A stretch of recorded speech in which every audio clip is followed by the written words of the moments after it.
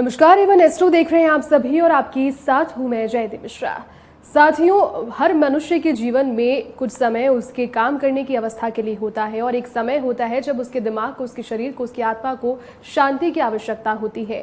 वो समय होता है उसके निद्रा काल का।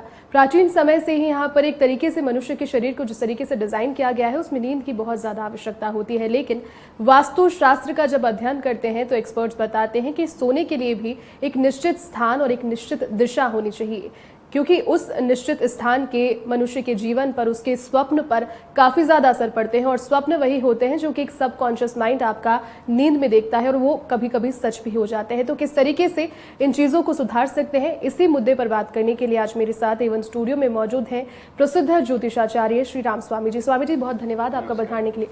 स्वामी जी, वास्तुशास्त्र तो एक बहुत बड़ा अध्ययन करने के लिए एक बहुत बड़ी विधा है, लेकिन सोने की जब हम बात करते हैं, जब व्यक्ति की निद्रा काल होता है, चाहे वो दिन में हो या रात में हो, हर व्यक्ति को अपने दिमाग को संतुलन में लाने के लिए और एक बार फिर से एनर्जी जनरेट करने के लिए सोने की आवश्यकता होती है। लेकिन कई लोगों में ये भ्रांति है कि कहीं पर भी सो जाएं, जिंदगी सोना ही तो है, आराम ही तो करना है, लेकिन वो उसके प्रभाव उनके जीवन में दिखते हैं बाद में, उनके काम पर, उनके व्यवसाय पर, उनकी पढ़ाई पर।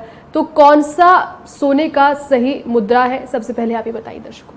देखिए, हमारे जो ऋषि मुनि थे ये बहुत बड़े वैज्ञानिक थे जी। आज का विज्ञान जो चीज बताता है वो उन्होंने हजारों साल पहले सिद्ध कर दी थी जी। सोने की जो स्थिति है, वास्तुशास्त्र में बताया गया है कि सोने की स्थिति में व्यक्ति को दक्षिण की तरफ सिर करके सोना चाहिए जी। दूसरी दिशा है पूर्व दिशा। पहले तो दक्षिण की तरफ सिर करके सोएं, दक्षिण उपलब्ध नहीं हो तो पूर्व की तरफ सिर करके सोएं। उत्तर और पश्चिम में कभी भी सिर करके नहीं सोएं, ऐसा वास्तुशास्त्र में कहा गया है। इसके पीछे उन्होंने कारण भी बताया। पूर्व की, उत्तर की जो दिशा होती है, इधर से शीत प्रवेश करता है जी।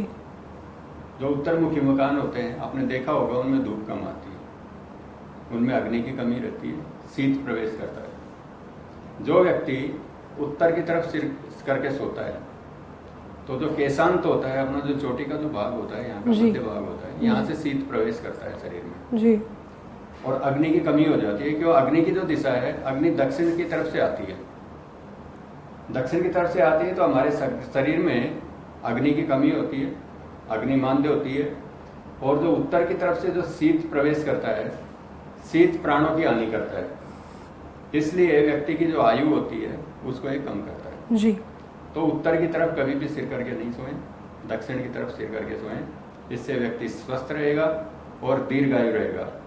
वैज्ञानिक इसको चुंबकीय क्षेत्र से जोड़ के बताते हैं कि उत्तर दक्षिण का जो चुंबकीय क्षेत्र है उसके पैरेलल में आदमी को रह करके सोना चाहिए। तो वो उनका अपना तरीका है बताने का, लेकिन हमारे जो ऋषि मुनि ने बताया ये अपने पूर्ण वैज्ञानिक रूप से बताया गया है। तो शीत ज्यादा प्रवेश करेगा तो आदमी की आयु कम होगी निश्चित रूप से जी। इसी प्रकार से पूर्व दिशा से सूर्य उदय होते हैं। और जो वास्तु के जो 12 जो देवता होते हैं वो अलग अलग सूर्य के ही नाम है। जैसे पूषा हो गया, अर्यमा हो गया, भग हो गया, विश्ववान हो गया, ये एक्चुअल में सूर्य के ही 12 नाम है। तो जो सकारात्मक ऊर्जा पूर्व दिशा से आती है और पश्चिम की तरफ जाती है। अगर मान लीजिए आपका जो भूखंड है या मकान है पश्चिम की तरफ से नीचा होगा, तो जो सकारात्मक ऊर्जा आती है वो उसको बिना स्पर्श किए सीधी निकल जाएगी जी।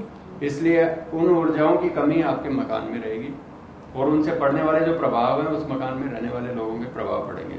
तो आप पूर्व की तरफ सिर करके सोएंगे तो ये ऊर्जा आपको प्राप्ति होगी और आप स्वस्थ रहेंगे, दीर्घायु रहेंगे, अर्थवान रहेंगे। इसलिए कभी भी सोएं तो या तो उत्तर की तरफ सिर करके सोएं या पूर्व की तरफ जी। बिल्कुल स्वामी जी, जिस तरीके से आपने बताया जो शास्त्रीय महत्व है और जो वैज्ञानिक कारण भी इसमें साइंटिफिक रीजन है, लेकिन अगर कोई व्यक्ति विपरीत दिशा में सर कर सो रहा है और उसके उस दिशा में पैर है जहां पर सर उसका होना चाहिए, तो क्या विपरीत प्रभाव उसकी जिंदगी में इसके देखने को मिलते हैं? विपरीत प्रभाव बिल्कुल स्वास्थ्य के ऊपर देखने को मिलते हैं।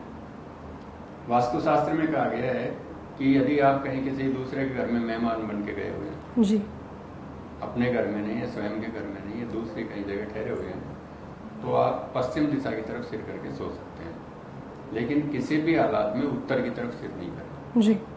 क्यों? उत्तर की तरफ सिर करना आयु का क्षरण करता है, आयु को कम करता है, आयु की हानि करता है, कोई ना कोई शरीर में रोग पैदा करता है।